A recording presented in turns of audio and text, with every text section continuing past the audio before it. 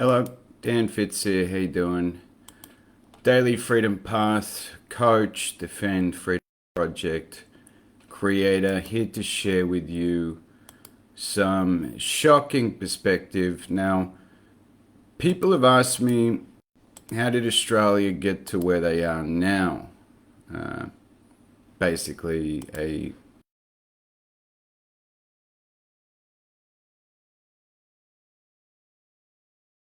basically invaded a country, took it from the indigenous, and on top of that, a large part of the Australian population were just criminals being relocated to a island prison, which it somewhat resembles now.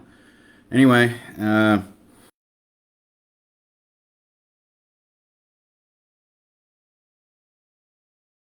or bad or otherwise, it's up to you. But they think the whole country full of men like me, so why aren't you guys doing anything? Why aren't you defending your rights? Why aren't you defending your freedom, etc.? Very valid questions. I haven't really been able to come up with answers apart from, calling people pussies and weak and that kind of thing. But here's some first-hand information, and here's a look into the future of what's going to happen to a large part of the male population. Okay, are you ready? Let's go. Yeah, another week down. Some interesting stories to tell. One of the men where I go and get the parts that we use, a parts store here in town, he'd been away for about a week. It was like, oh, it's odd. Where's Mark? And yeah, he comes back and start talking to him. Oh, you look pretty good. You've been on holidays. Nah, I've been dead. So, yeah, that's a interesting conversation. Tell us more. And turns out that he had his AstraZeneca shot, the first one, and a couple of days after the shot, he had a massive heart attack. He felt it coming on. He raced to the hospital and collapsed on the floor at the hospital, and yeah, they had to paddle him there and he died 3 times. They had to revive him. Had a massive blood clot, and This is where it gets good. Flown from Atherton down to Cairns to get a stent put in his heart. So, yeah, quite a crazy story. So, mind you, this gentleman who works in an auto parts store has taken one AstraZeneca shot, has had a heart attack, died temporarily, comes back to life, is airlifted to a hospital, has a stent put in his heart. You'd think that would be enough to, I don't think this is a good idea. But yeah, just, and yeah, he's going to line up and get the Moderna shot after this. So, and his work colleague that was sitting beside him was saying that he was going to get his shots at lunchtime. So it's just I can't understand it. The world's just gone crazy. So Leave it at that.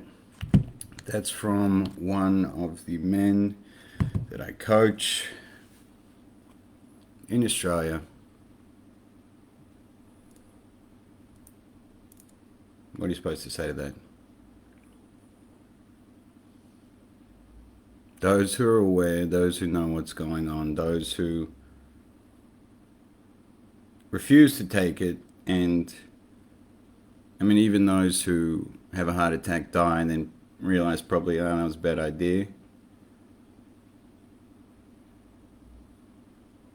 This was just a random story that I didn't even ask for. It just happened to appear in my community. I imagine there's hundreds of thousands of stories just like that. I don't mean death and injury.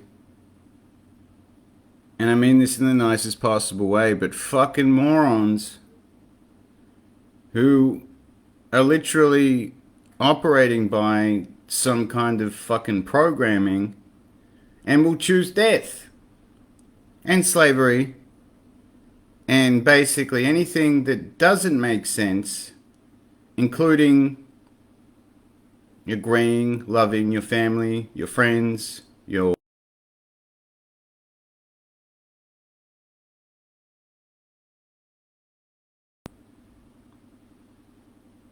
I suggest you prepare for what is coming: death, inflation of the economy.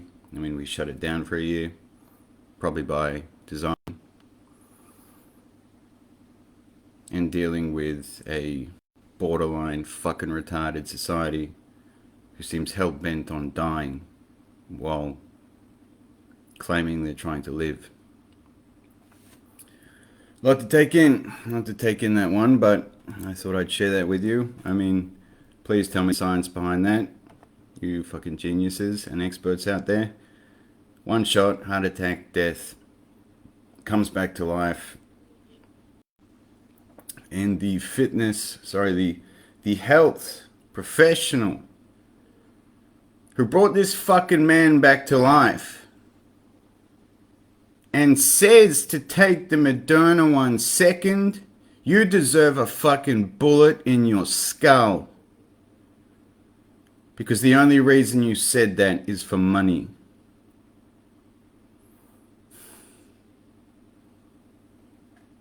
And God have mercy on your soul.